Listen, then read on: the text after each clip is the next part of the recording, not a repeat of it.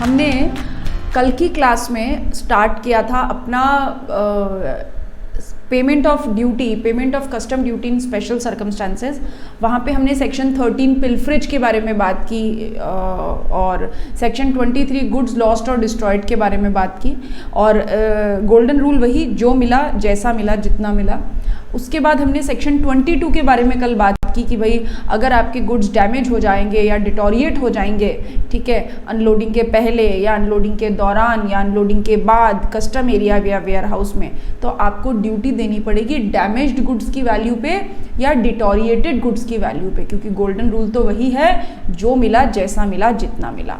उसके बाद हमने सेक्शन 21 के बारे में बात की और सेक्शन 21 में हमने ये समझा कि आप अगर इंटेंशनली गुड्स को फेंक देते हैं, जेटसम जहाज डूब गया और गुड्स अपने आप बहते हुए आए, फ्लोटसम, ठीक है, आपने स्टीमर या वेसल जो है उसको अनअटेंडेड छोड़ दिया, दैट इज डरलिक्ट, या ब्रोकन पार्ट्स वेसल के, दैट इज ब्रेकेज। इस तरीके के गुड्स अपने आप आए हों या लाए गए हों, जो भी व्यक्ति इनको क्लियर कराएगा वही इंपोर्टर कहलाएगा और उसी को ड्यूटी पे करनी पड़ेगी और जो सामान उसको मिल रहा है उसी के अकॉर्डिंग उसको ड्यूटी का पेमेंट करना पड़ेगा। ठीक है, आज हम अब बात करेंगे सेक्शन 23 गुड्स लॉस्ट और डिस्ट्रॉयड। ठीक, सेक्शन जो आपने याद है सेक्शन की एक लिस्ट बनाई थी, सेक्शन की लिस्ट बनाई थी, उसी सेक्शन की लिस्ट में ऐड कर लीजिए। हमने सेक्शन की लिस्ट बनाई थी, उसी सेक्शन की लिस्ट में नीचे ऐड कर लीजिए।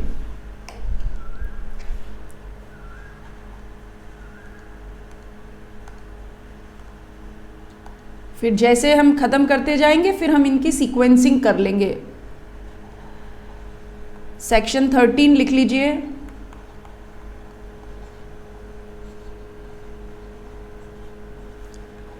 Pilferage of goods. Section 23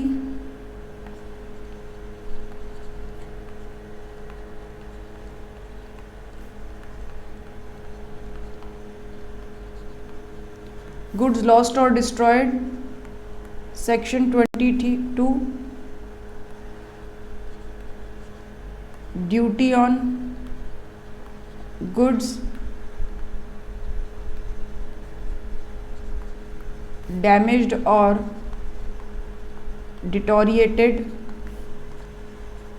section 21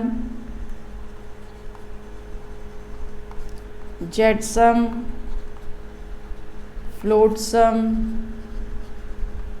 डरलिक्ट, wreckage. ठीक है, इतना हमने पढ़ा। आज हम पढ़ेंगे सेक्शन 20 के बारे में। चलिए स्टार्ट करते हैं सेक्शन 20। ओके, देखिए section 20 it is a re import of goods. Section 20 that is re import of goods. ठीक, अब क्या मतलब है section 20 re import of goods का? तो सबसे पहले बात कर लेते हैं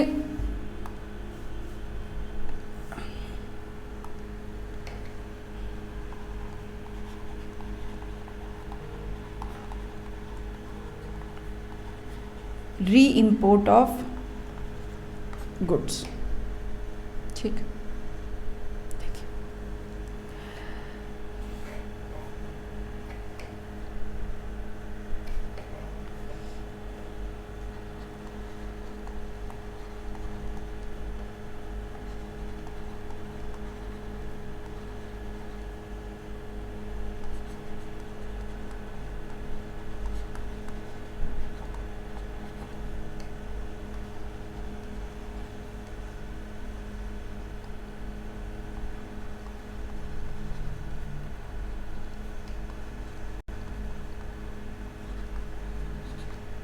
ठीक, यानी एक बार इंडिया से गुड्स एक्सपोर्ट किए गए हैं, उस एक्सपोर्ट करने के बाद आपने गुड्स को री इम्पोर्ट किया है। री इम्पोर्ट करना मतलब गुड्स को इंडिया में वापस लाना। ठीक है, एक बार गुड्स एक्सपोर्ट कर दिया गया है और एक्सपोर्ट करने के बाद गुड्स को हम इंडिया में वापस लेके आते हैं, that is called re import. वापस लेके आना, री इम्पोर्ट। अभी ये री इम्पोर्ट दो तरीके से हो सकता है, दो तरीके से री इम्पोर्ट पॉसिबल है।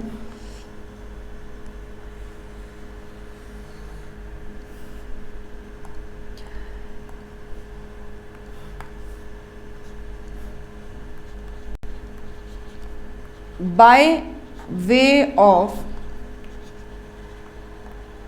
resale or any other manner, ठीक है, बाय वे ऑफ रीसेल और एनी अदर मैनर।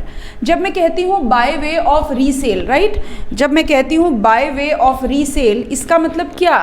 इसका मतलब ये कि एक बार जो गुड्स इंडिया से एक्सपोर्ट किए जा चुके हैं, आप उनको वापस मंगवाते हो एज अ फ्रेश आर्टिकल।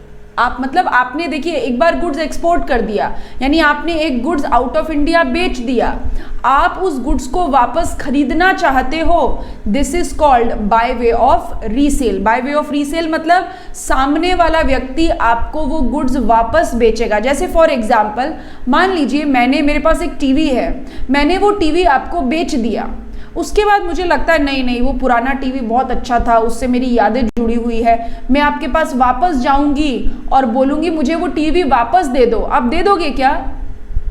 उस समय who is the owner of that TV, me और यू? कौन है टीवी का ओनर? आप हो। उस टीवी के ओनर आप हो। तो जब टीवी के ओनर आप हो और मैं अगर वापस वो टीवी आपसे चाहती हूं तो मुझे क्या करना पड़ेगा? आपसे वो टीवी खरीदना पड़ेगा। और मेरे लिए वो टीवी कैसे है? जैसे मैं बाजार से किसी और दूसरे व्यक्ति से एक सेकंड हैंड टीवी खरीद के लाऊं, उसी तरीके से मुझे वो चीज़ आपसे खरीदनी पड़ेगी। तो as a fresh article, fresh article का मतलब आप एक नई परचेज वहां वापस कर रहे हैं। In this case it is treated as fresh import and duty shall be liable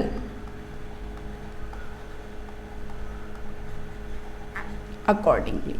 ठीक है, इसको एक फ्रेश इंपोर्ट की तरह ट्रीट किया जाएगा and duty shall be liable accordingly, और इसी तरीके से ड्यूटी लेविएबल होगी। जैसे बिल्कुल अगर मैं इंडिया के बाहर से कोई चीज़ खरीदूं, नई चीज़ खरीदूं, तो कैसे मुझे ड्यूटी देनी पड़ती है, वही प्रोविजंस लगेंगे और मुझे ड्यूटी का पेमेंट करना पड़ेगा।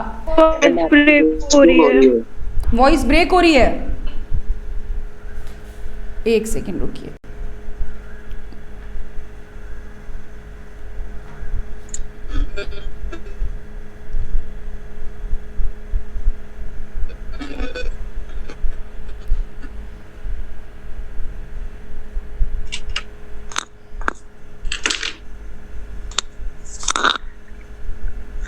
सभी को ब्रेक हो रही है वॉइस?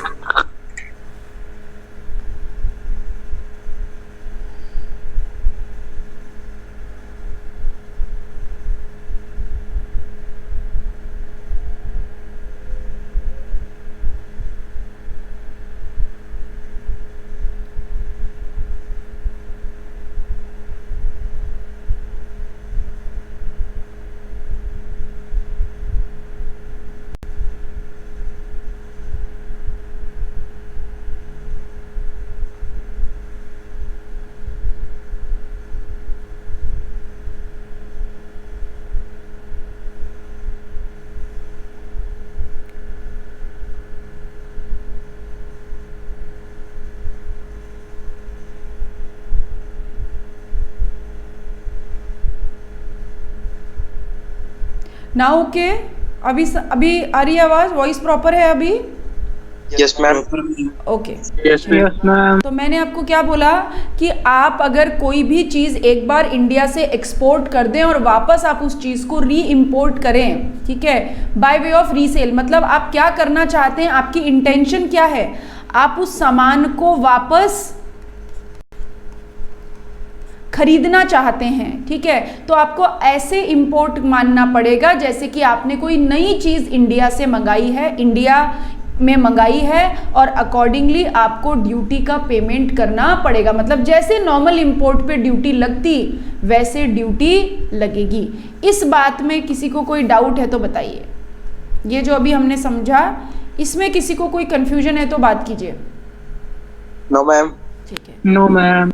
दूसरी situation, any other manner. Any other manner का मतलब आप खरीदना नहीं चाहते बट आप इंडिया में वो सामान वापस मंगवा रहे हैं फॉर किसी और तरीके से, like it may be repair, it may be reprocessing,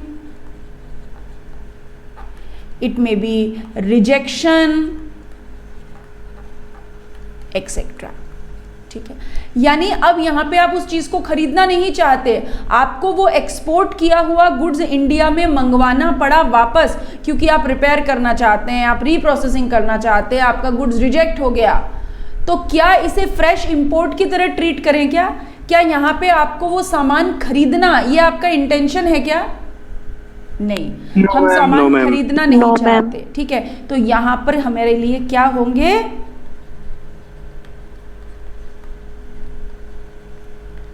special provision. हमें क्या फॉलो करने पड़ेंगे? Special provision. और वो स्पेशल प्रोविजन कहां गिवन है? सेक्शन 20 में, ठीक है। वो स्पेशल प्रोविजन कहां गिवन है? सेक्शन 20 में गिवन है, ठीक है। तो अब हम पढ़ने वाले हैं सेक्शन 20 और रूल वही है, जो मिला, जैसा मिला, जितना मिला। तो चलिए स्टार्ट करते हैं सेक्शन 20।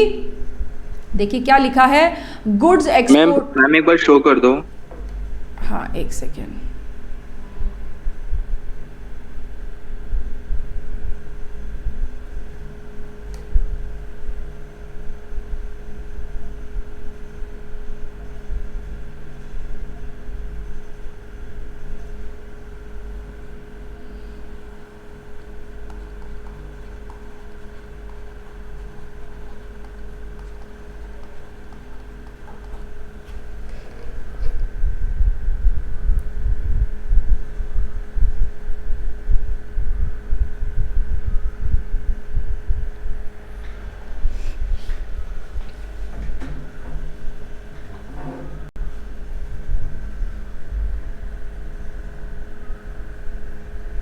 ओके है क्या? Yes ma'am. ओके, चलिए।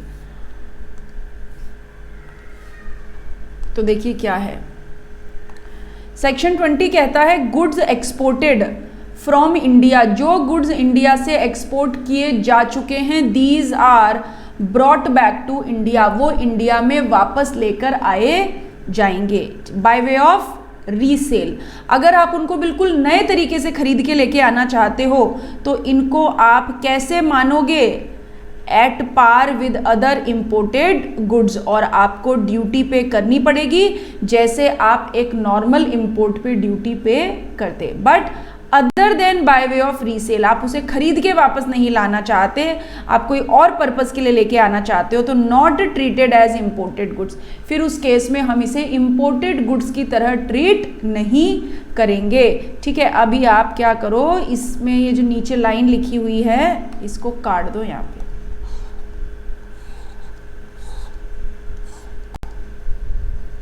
ठीक है, चलिए अब हम प्रोविजंस पढ़ेंगे। इसके लिए आपको एक टेबल बनी हुई है और सबसे पहले हम टेबल के 3 हिस्से हैं और अब हम नीचे से स्टार्ट करेंगे। लास्ट टेबल का लास्ट हिस्सा हम पहले पढ़ेंगे और फिर हम ऊपर की तरफ बढ़ेंगे, ठीक है। देखिए सबसे पहली बात, आपने एक बाइक का नाम सुना है सिटी 100? सुना है कि सबने? Yes ma'am. जी मैम। क्या खास बात है ये सिटी 100 बाइक की?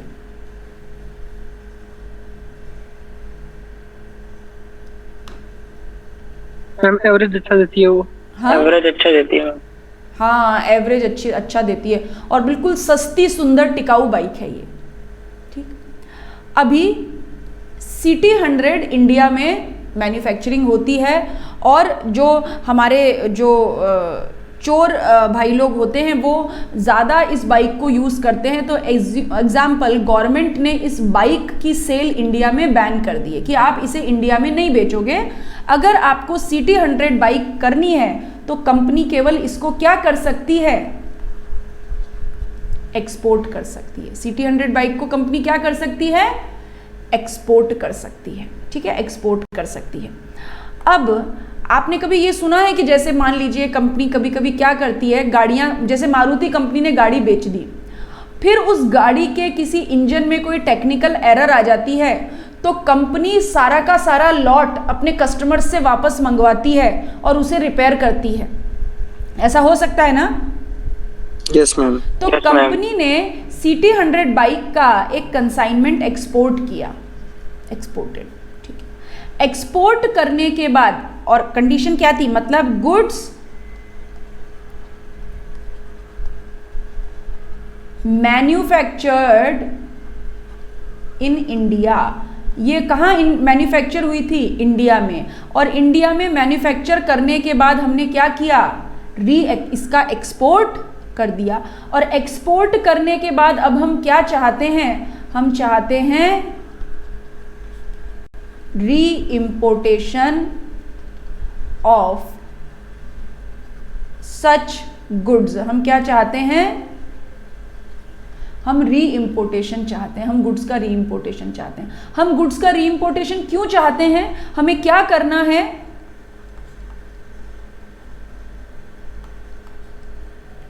रिपेयर करना है। हमें गुड्स को रिपेयर करना है या हमें गुड्स की क्या करनी है, रिकंडीशनिंग करनी है। मतलब रिपेयर जैसा ही कुछ प्रोसेस, हमें रिकंडीशनिंग या रिपेयर करना है हमें गुड्स का। एक बात बताइए, ये री इम्पोर्टेशन करने का पर्पस क्या इन गुड्स को परमानेंटली इंडिया में रख लेना है?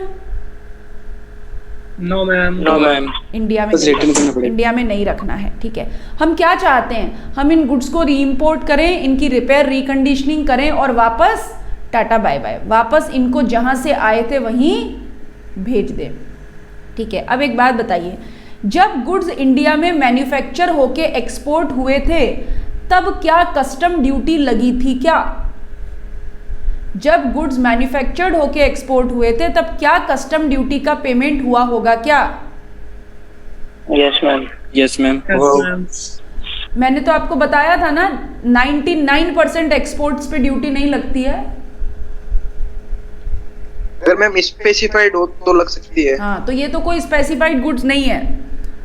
ठीक है, यहाँ तो कंपनी इंडिया को फॉरेन एक्सचेंज लाके दे रही है। तो जिस समय हमने एक्सपोर्ट किया था वहां पर कस्टम ड्यूटी का पेमेंट नहीं हुआ था, नहीं किया था हमने कस्टम ड्यूटी का पेमेंट, क्योंकि फॉरेन एक्सचेंज लेके आए थे। तो गवर्नमेंट ने क्या बोला, खाओ पियो ऐश करो, कोई कस्टम ड्यूटी नहीं देनी है आप गुड्स एक्सपोर्ट करते हो तो। ठीक, अब ये गुड्स वापस से हम इंडिया में मंगवा रहे हैं। कैसे आएगा, गुड्स वेसल से आएगा। ठीक है, यस मैम। वेसल कहाँ आएगा, कस्टम एरिया में। Yes ma'am. कस्टम एरिया में गुड्स की क्या होगी, अनलोडिंग। अनलोडिंग। ठीक है, कस्टम एरिया से इस गुड्स को छुड़वाना पड़ेगा या नहीं छुड़वाना पड़ेगा? छुड़वाना पड़ेगा। हाँ, रिपेयर करना है, छुड़वाना पड़ेगा। कस्टम एरिया से गुड्स को क्लियर कराने के लिए जो डॉक्यूमेंट फाइल करते हैं उसे क्या कहते हैं? Bills of entry. Bill of entry. Bill of entry. तो बिल ऑफ एंट्री फाइल होगी या नहीं होगी? होगी मैम। किस पर्पस के लिए फाइल करें, वेयर हाउसिंग के लिए या होम कंजप्शन के लिए? होम कंजप्शन के लिए, बिल्कुल होम कंजप्शन के लिए, क्योंकि फैक्ट्री में लाके रिपेयर करना है। ठीक है, अब अगर हम बिल्कुल सीधे रास्ते से जाएं तो, और आपने अगर किसी गुड्स के लिए होम कंजप्शन वाली बिल ऑफ एंट्री फाइल की है तो फिर यहाँ पे आपको ड्यूटी का पेमेंट करना बनता है या नहीं बनता है? ड्यूटी का पेमेंट बनता है या नहीं बनता? आप bill of entry home consumption के लिए फाइल कर रहे हैं तो बनता है मैम। बनता हाँ, है। मैम। यानी अगर हम बिल्कुल बेसिक प्रोविजंस के हिसाब से बात करें तो जब ये CT100 का लॉट वापस इंडिया में आएगा और अगर इंडिया वाली कंपनी इसको रिपेयर रिकंडीशनिंग करने के लिए पोर्ट से लाना चाहती है तो उसको क्या फाइल करना पड़ेगा? Bill of entry for home consumption, और कायदे से तो उसको ड्यूटी का पेमेंट भी करना चाहिए। लेकिन गवर्नमेंट ने बोला ड्यूटी का पेमेंट यहां पे आपको नहीं करना पड़ेगा, नो पेमेंट ऑफ ड्यूटी, शर्त, ठीक है। जिस समय आपने एक्सपोर्ट किया था उसके विद इन 3 इयर्स आपने क्या कर लिया? री इंपोर्ट, यानी रिपेयर रिकंडीशनिंग के लिए जो आपने री इंपोर्ट किया है वो एक्सपोर्ट करने से कितने साल में कर लिया? 3 साल के अंदर कितने साल में कर लिया? 3 साल के अंदर। एंड फिर इसका क्या कर दिया? वापस री एक्सपोर्ट, फिर क्या कर दिया? री एक्सपोर्ट कर दिया, ठीक है। और कितने समय में री एक्सपोर्ट करा है? 6 महीने में। मतलब मैंने क्या बोला, आपने जिस दिन बाइक का लॉट एक्सपोर्ट किया था उसके 3 साल के अंदर आपने इसे री इंपोर्ट किया है फॉर रिपेयर एंड रिकंडीशनिंग, और री इंपोर्ट करने से 6 महीने के अंदर आपने वापस इसको क्या कर दिया? री एक्सपोर्ट कर दिया। अगर ये बातें आप पूरी करो तो री इंपोर्टेशन के टाइम पे हम आपसे ड्यूटी नहीं लेंगे, कस्टम डिपार्टमेंट आपसे ड्यूटी नहीं लेगा। शर्त क्या है? 3 साल में री इंपोर्ट और अगले 6 महीने में वापस से री एक्सपोर्ट। ये बात समझ में आ गई? Yes ma'am. ठीक है। पर अगर रिपेयर रिकंडीशनिंग का काम अगर 6 महीने में पूरा नहीं होता तो आप कमिश्नर से एक्सटेंशन ले सकते हो, अगले 6 महीने का एक्सटेंशन अलाउड है। कितना एक्सटेंशन मिलेगा? 6 महीने तक का एक्सटेंशन आपको मिल सकता है, ठीक है। बट असिस्टेंट कमिश्नर या डेप्यूटी कमिश्नर इस बात से सेटिस्फाइड होना चाहिए कि जो सामान आपने री इंपोर्ट किया था वही सामान आप री एक्सपोर्ट कर रहे हो। मतलब मंगाया कुछ, भेजा कुछ, CT100 बाइक मंगा ली और पल्सर भेज दी, नहीं। जो मंगाया वही आपने वापस एक्सपोर्ट किया है, जो री इंपोर्ट किया है उसी को रिपेयर करके आपने री एक्सपोर्ट किया है। प्रॉपर ऑफिसर इस बात से सेटिस्फाइड होना चाहिए, ठीक है। तो देखिए हमने क्या लिखा, goods manufactured in India and re imported into India, ठीक है। ड्यूटी निल हो जाएगी, ड्यूटी नहीं देनी पड़ेगी आपको री इंपोर्टेशन के टाइम पे। इफ, शर्त क्या है? अदर देन स्पेसिफाइड गुड्स, मतलब स्पेसिफाइड गुड्स को छोड़ दीजिए, उसके अलावा जो भी गुड्स हैं वो रिपेयर रिकंडीशनिंग के लिए विद इन 3 इयर्स आपको इंपोर्ट करने हैं। बट अगर नेपाल आपने एक्सपोर्ट किया था तो आप 10 साल में री इंपोर्ट कर सकते हो। नॉर्मल अमेरिका को किया था, UK को किया था, ठीक है, तो आपको 3 साल में री इंपोर्ट करना है। लेकिन नेपाल को किया था तो 10 साल में री इंपोर्ट कर सकते हो। री इंपोर्ट तो कर लिया, बहुत अच्छी बात है, लेकिन अगर आपको निल ड्यूटी पे करनी है री इंपोर्ट के टाइम पे तो शर्त ये है कि अगले 6 महीने के अंदर आप इसे वापस री एक्सपोर्ट कर दो। और अगर टाइम एक्सटेंशन ले लिया है तो अगले 6 महीने ओरिजिनल टाइम पीरियड, 6 महीने एक्सटेंडेड टाइम पीरियड। और AC इस बात से सेटिस्फाइड, असिस्टेंट कमिश्नर इस बात से सेटिस्फाइड होना चाहिए कि गुड्स की आइडेंटिटी सेम है।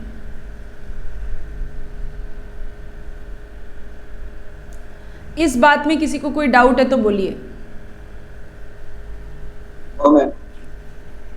कभी कभी ऐसा होता है कि आप रिपेयरिंग रिकंडीशनिंग के लिए गुड्स नहीं मंगा रहे हो, आप रीप्रोसेसिंग के लिए मंगा रहे हो, आप रिफाइनिंग के लिए या रीमार्किंग के लिए गुड्स मंगा रहे हो, ठीक है। अगर आप रिपेयरिंग रिकंडीशनिंग के लिए गुड्स मंगाओ तो कितने साल में वापस मंगवाना है? 3 साल में, और नेपाल के केस में 10 साल में। बट अगर रिपेयरिंग रिकंडीशनिंग का केस नहीं है, कोई और केस है रिप्रोसेसिंग का, रिफाइनिंग का, रीमार्किंग का, तो कितने समय में आपको गुड्स मंगवा लेना है? 1 year. 1 ईयर के अंदर अंदर आपको गुड्स मंगवा लेना है। मंगवाने का समय तो 1 साल है, लेकिन भेजने का समय सेम है। सेम कितना? 6 महीने। और अगर 6 महीने में नहीं भेज पाए तो अगले 6 महीने, एक्सटेंडेड टाइम पीरियड। ठीक है, बोलिए, डाउट बोलिए, इस प्रोसेस में अभी तक जो पढ़ा वो डाउट बोलिए।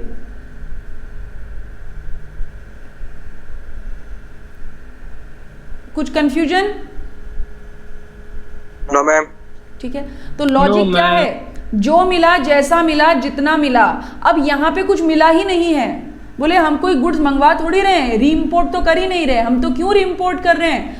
री इम्पोर्ट करेंगे और वापस भेज देंगे, लेकिन समय सीमा की शर्त आपको पूरी करनी है, और अगर वो आपने की तो हम इस री इम्पोर्ट पे आपसे ड्यूटी नहीं मांगेंगे। इतनी बात ओके?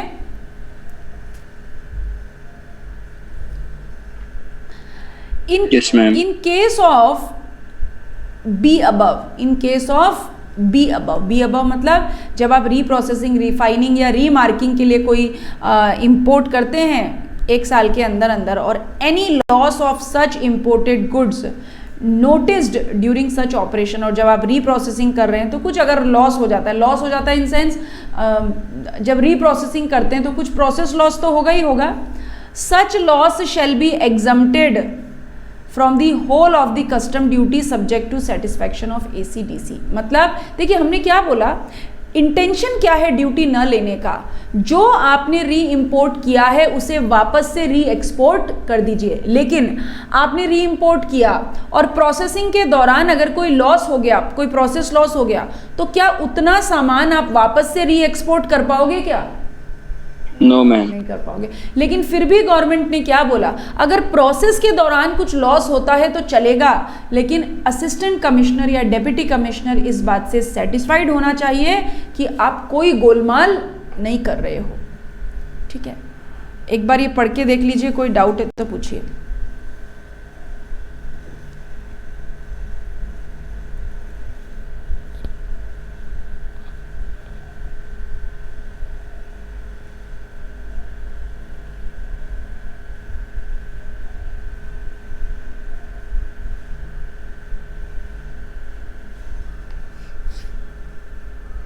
क्लियर?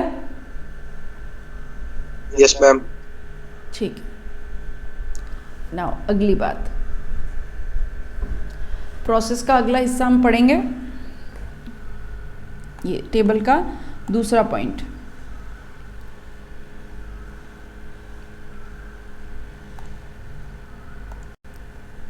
देखिए हुआ क्या है, सेक्शन 20 का अगला प्रोविजन एक हमारे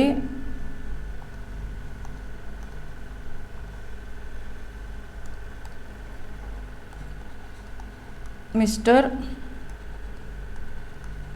चुनीलाल और इनके बेटे हैं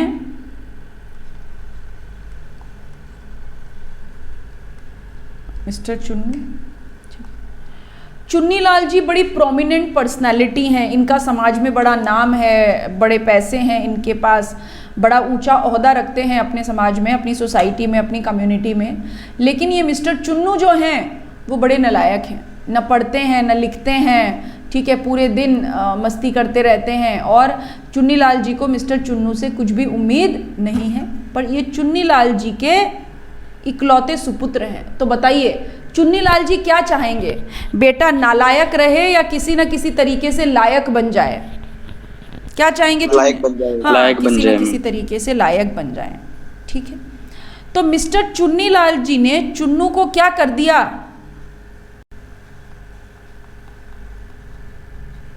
एक्सपोर्ट कर दिया। ठीक है, चुन्नीलाल जी ने चुन्नू को क्या कर दिया? एक्सपोर्ट कर दिया। जब चुन्नू को एक्सपोर्ट किया था तो कस्टम ड्यूटी नहीं लगी थी। ठीक है, और अब क्योंकि इकलौते बेटे हैं, अब जब एक्सपोर्ट कर दिया, एक्सपोर्ट करा इनकी रिपेयर के लिए, रिकंडीशनिंग के लिए, सिंपल शब्दों में बात करूं वैल्यू एडिशन के लिए। ठीक है, वैल्यू एडिशन के लिए मिस्टर चुन्नू को वैल्यू एडिशन के लिए एक्सपोर्ट किया। चुन्नू को एक्सपोर्ट करने से विद इन 3 years वापस से क्या कर लिया, री इम्पोर्ट कर लिया। मिस्टर चुन्नू को एक्सपोर्ट करने से 3 years के अंदर वापस चुन्नीलाल जी ने री इम्पोर्ट कर लिया। अब री इम्पोर्टेशन के टाइम पर पोर्ट पर कौन बैठा है, कस्टम ऑफिसर। ठीक है, चुन्नीलाल जी को बोला कि पे ड्यूटी ऑन इंपोर्ट। ठीक है, कस्टम ऑफिसर ने बोला, प्रॉपर ऑफिसर ने बोला कि आप इस इंपोर्ट पे ड्यूटी पे कीजिए। चुन्नीलाल जी ने बोला ड्यूटी किस बात की, ये तो वही मेरा नालायक बेटा है, जैसा भेजा था वैसे ही आया है। आपको मतलब इसने कोट पैंट पहन लिया है तो आपको लग रहा है कि नया आर्टिकल है, ये नया आर्टिकल नहीं है, ये तो बिल्कुल सेम टू सेम वही मेरा नालायक बेटा जिसको भेजा था वही वापस आया है। प्रॉपर ऑफिसर मानने को ही तैयार नहीं। प्रॉपर ऑफिसर कहता है नहीं, ये तो नई चीज आपने मंगवाई है, जो चुन्नू भेजे थे वो चुन्नू वापस नहीं आए हैं, ये तो नए चुन्नू हैं, ड्यूटी आपको देनी पड़ेगी। लेकिन चुन्नीलाल जी भी बोले भाई साहब मैं कह रहा हूं ना ये वही चुन्नू है, इनमें कोई बदलाव नहीं हुआ है, आप चाहे तो आजमा के देख लीजिए, ये उतने ही नालायक हैं आज भी, कोई नई चीज नहीं आई है, मैं ड्यूटी नहीं दूंगा। अब ये जो चुन्नू हैं ये पोर्ट पे बैठे हुए हैं और जोर से रोने लग गए। किस बात के लिए रोने लग गए, बोले पापा मेरे को लेके जाओ, पापा मेरे को यहां से लेकर जाओ। जोर जोर से रोने लग गए, दहाड़े मार मार के। अब क्या करे चुन्नीलाल जी, चुन्नीलाल जी बड़े कंजूस प्रवृत्ति के व्यक्ति हैं, ड्यूटी देने को तैयार नहीं और प्रॉपर ऑफिसर चुन्नू को छोड़ने को तैयार नहीं। क्योंकि प्रॉपर ऑफिसर क्या बोलता है, ये आपने नया इंपोर्ट किया है, और चुन्नीलाल जी क्या बोलते हैं, मैंने वही मंगवाया है जो मैंने भेजा था, ड्यूटी किस बात की, अगर मैं कोई नई चीज़ मंगवाता तो मैं ड्यूटी देता, अगर मैं bye way of resale import करता तो मैं ड्यूटी देता, ये तो मैंने रिपेयर के लिए भेजा था और वापस आ गया। अब क्या करें, इन दोनों की लड़ाई में चुन्नू को मझधार में छोड़ दे क्या, चुन्नू छोटे हैं, भोले हैं, मासूम हैं, छोड़ दें चुन्नू को, नहीं नहीं छोड़ सकते। तो फिर न तुम्हारी न मेरी, दोनों ने क्या कर ली, सुलह कर ली। ठीक है, और बोले कि अच्छा चलो ठीक है, एक्सपोर्ट करने से अगर 3 साल के अंदर अंदर चुन्नू वापस आ गए हैं और अगर आप नए आर्टिकल की तरह इन पे ड्यूटी नहीं देना चाहते तो ड्यूटी किस पे दे दो,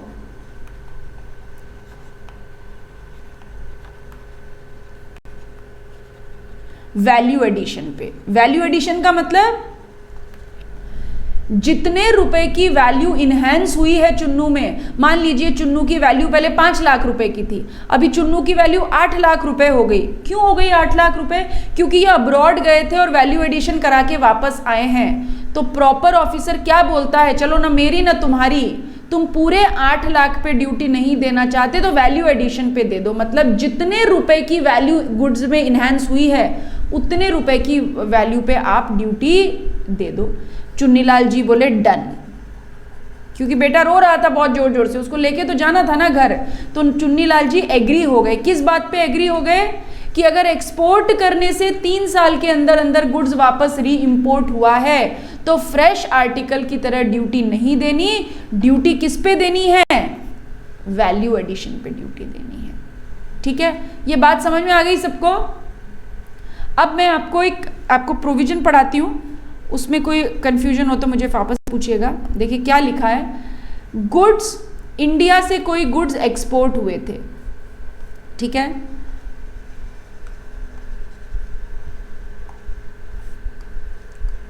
गुड्स एक्सपोर्टेड, ठीक है, for repairs abroad, goods export किए गए थे रिपेयर करने के लिए अब्रॉड में, and re imported by the same person. By the same person मतलब चुन्नीलाल जी ने चुन्नू को एक्सपोर्ट किया था और चुन्नीलाल जी ही चुन्नू को वापस री इम्पोर्ट करेंगे।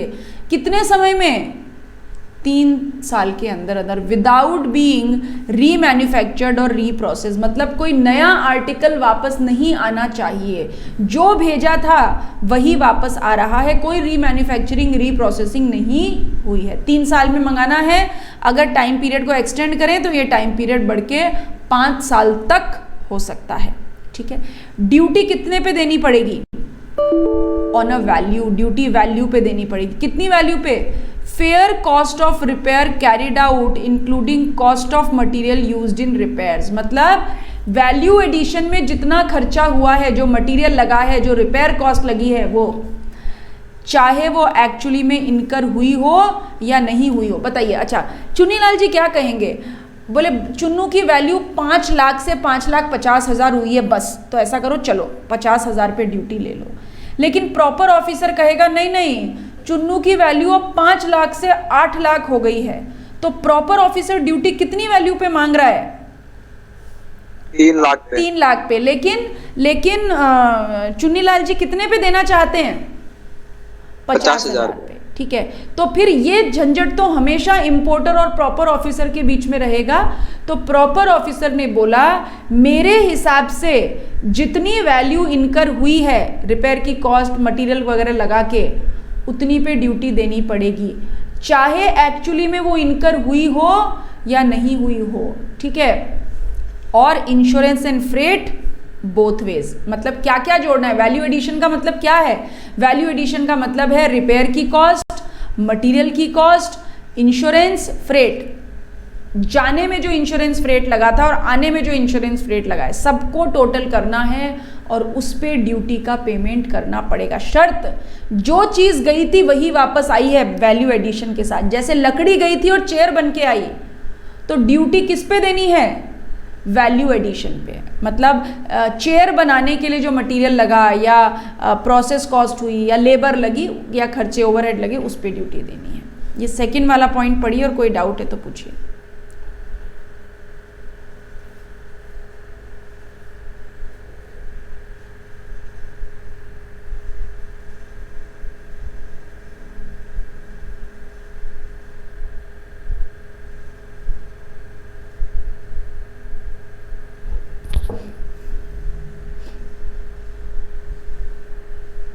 ऐश्वर्य, this is the amendment, this is the amendment, this is the amendment. ये अमेंडमेंट है, ये अमेंडमेंट है। यस। ठीक है, चलिए, या ये पढ़ लीजिए। इसमें कोई सेकंड ब्लॉक में कोई डाउट है तो पूछिए। यस कृष्ण गोपाल, पूछो।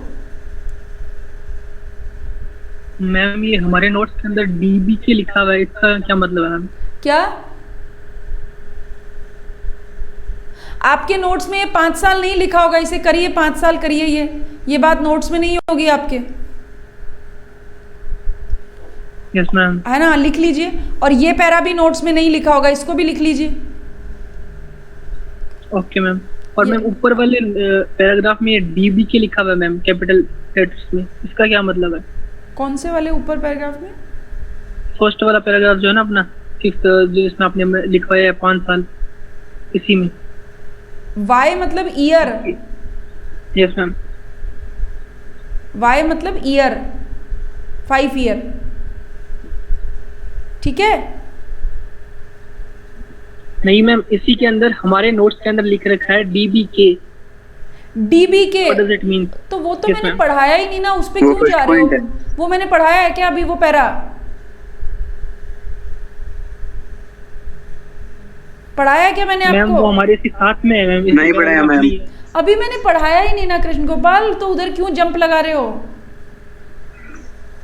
Okay ma'am. हाँ, बस यही 2 पैरा हमने पढ़े हैं। जब उस पे आएंगे तो करेक्शन करा दूंगी मैं अपने आप। ये जो ग्रीन मार्क है और जो 5 साल का पीरियड है, वो आप अपने नोट्स में लिख लीजिए, वो लिखा हुआ नहीं होगा आपके पास।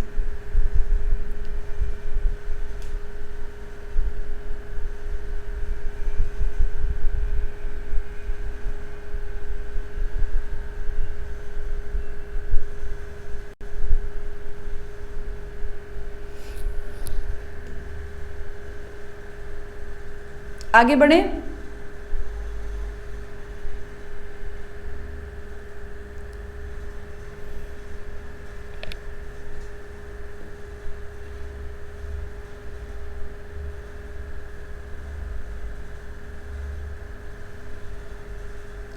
Shall I go ahead? Yes, ma'am. Okay. Yes ma'am. चलिए, फर्स्ट पैरा, ठीक है। जैसे एक मिस लिली हैं, है ना, मिस लिली बॉलीवुड की एक फेमस एक्ट्रेस हैं।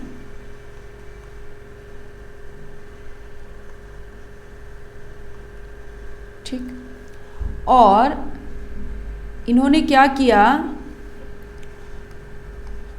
यूएसए के मिस्टर लोटस के साथ शादी कर ली। और जो लोटस हैं ये यूएसए में एक फेमस सिंगर है। ठीक है, तो अब मिस लिली हो गई, मिस लिली लोटस। और जिस समय ये इन्होंने शादी की और अब ये इन्होंने डिसाइड किया कि अब मैं फाइनली यूएसए में सेटल हो जाऊंगी और वहाँ जाके मैं काम करूंगी एंड मतलब हॉलीवुड प्रोजेक्ट्स पे काम करूंगी एंड सो ऑन। ठीक है, इन्होंने बॉलीवुड में डिक्लेरेशन दे दिया कि अभी मैं यूएस शिफ्ट हो रही हूँ और मैं यहाँ इंडिया से जा रही हूँ, मैं अभी ग्लोबल प्रोजेक्ट्स पे काम करूंगी। तो बॉलीवुड ने क्या दिया, इन्हें पार्टी दी। कौन सी पार्टी? फेयरवेल पार्टी दी। क्योंकि मिस लिली का क्या हो रहा था, मिस लिली को एक्सपोर्ट किया जा रहा था, मिस लिली इंडिया से बाहर जा रही थी। तो जिस समय ये क्योंकि ये इंडिया से बाहर जा रही हैं और इंडिया का नाम रोशन करने वाली है, तो बॉलीवुड ने इनको पार्टी दी और पार्टी में लिली को बहुत सारे गिफ्ट्स दिए। ठीक है, बहुत सारे गिफ्ट दिए, बहुत सारे रिवॉर्ड्स दिए, सब बहुत खुश थे क्योंकि लिली एक्सपोर्ट हो रही हैं। अब बन गई मिस लिली लोटस। और थोड़े दिन बाद मिस्टर लोटस के साथ हो गया डिवोर्स। ठीक है, अब डिवोर्स होने के बाद मिस्टर लिली इंडिया में क्या हो गई, री इम्पोर्ट। ठीक है, अब एक बात बताइए, क्या डिवोर्स होना लिली की कोई गलती थी? मतलब इट हैपेंस ना, हो सकता है लिली का लोटस के साथ डिवोर्स हो गया, अभी लिली वापस इंडिया में री इम्पोर्ट हो गई। तो बोले इस री इम्पोर्ट के टाइम पे लिली वैसे ही परेशान है, क्या कस्टम डिपार्टमेंट को इनके ऊपर दोबारा से ड्यूटी लगानी चाहिए? नहीं, नो मैम, नहीं लगानी चाहिए। लेकिन बॉलीवुड की उम्मीद तो इन्होंने तोड़ी ना।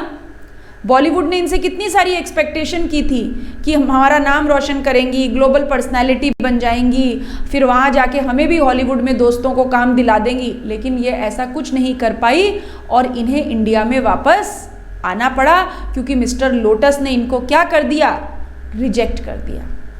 और बाय वे ऑफ रिजेक्शन इनको इंडिया में वापस आना पड़ा।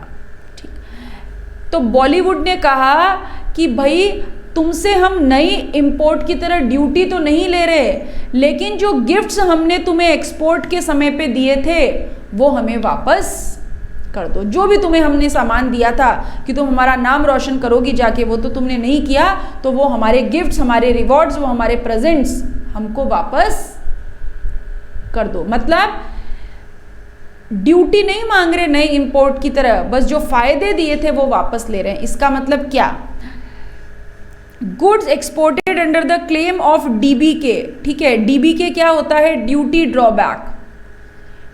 डीबीके क्या होता है, ड्यूटी ड्रॉबैक। ये ड्यूटी ड्रॉबैक क्या है, जब भी कोई गुड्स एक्सपोर्ट होता है तो आपको एक स्पेसिफिक तरीके का बेनिफिट मिलता है जिसे कहते हैं ड्यूटी ड्रॉबैक। मतलब आपने अगर इंपोर्ट के समय पे कोई ड्यूटीज़ अगर बेयर की है तो उसका आपको रिफंड मिल जाता है।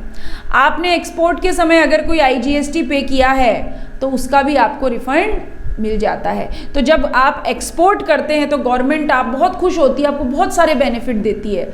आपको ड्यूटी ड्रॉबैक देगी, आपको IGST का रिफंड देगी, ठीक है, और भी बहुत सारे बेनिफिट देती है। लेकिन एक्सपोर्ट करने से अगर 3 साल के अंदर अंदर ये गुड्स वापस री इम्पोर्ट होके आ गए बाय वे ऑफ रिजेक्शन, ठीक है, क्योंकि वहाँ पे आपके गुड्स का रिजेक्शन हो गया था विदाउट बीइंग रीमैन्युफैक्चर्ड और रीप्रोसेसिंग, मतलब इंडिया से जब गुड्स एक्सपोर्ट हुए थे उसके बाद कोई रीप्रोसेसिंग रीमैन्युफैक्चरिंग नहीं हुई, लेकिन जो गुड्स इंडिया से एक्सपोर्ट हुए थे वो वापस 3 साल में अगर इंडिया में आ गए, ठीक है, तो जितने भी बेनिफिट अवेल हुए थे when the goods were exported वो वापस देने पड़ेंगे। यानी कस्टम ड्यूटी किसके बराबर, या यूं कह दीजिए कस्टम ड्यूटी की जगह क्या देना पड़ेगा, जितने भी बेनिफिट्स आपको सरकार ने दिए थे एक्सपोर्ट के टाइम पे, you have to return back them, आपको वो वापस करने पड़ेंगे।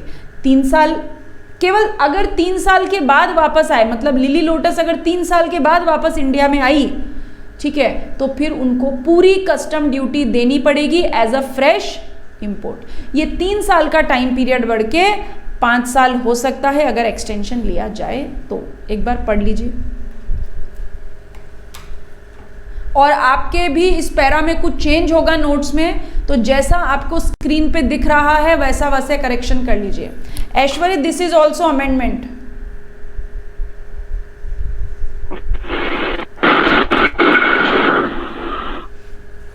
आप ये करेक्शन करके जैसा नोट्स में सामने आपको स्क्रीन पे दिख रहा है वैसा लिख लीजिए।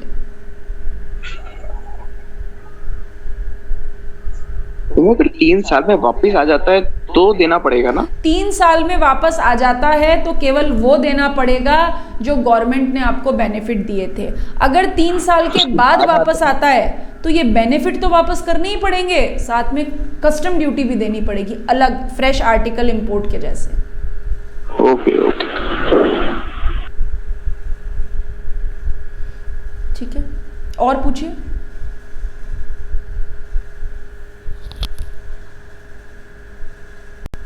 और कोई डाउट?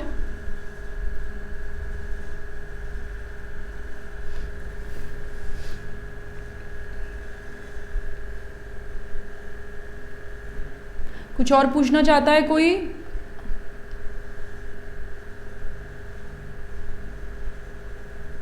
तो this was the goods exported from India and brought back to India, ठीक है। इंडिया में वो एक बार एक्सपोर्ट किया गया गुड्स इंडिया में वापस आता है, but not by way of resale, resale की तरह नहीं आता।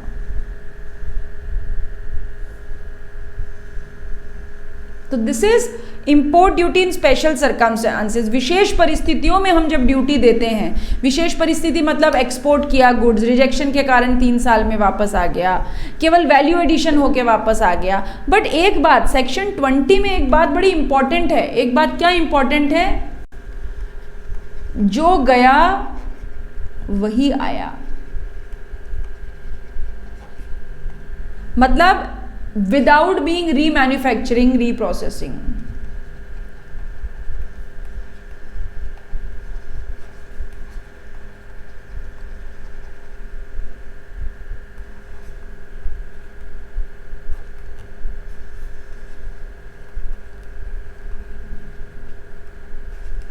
विदाउट बीइंग रीमैन्युफैक्चरिंग और रीप्रोसेसिंग, कोई नया सामान नहीं आया, जो गया वही वापस आया।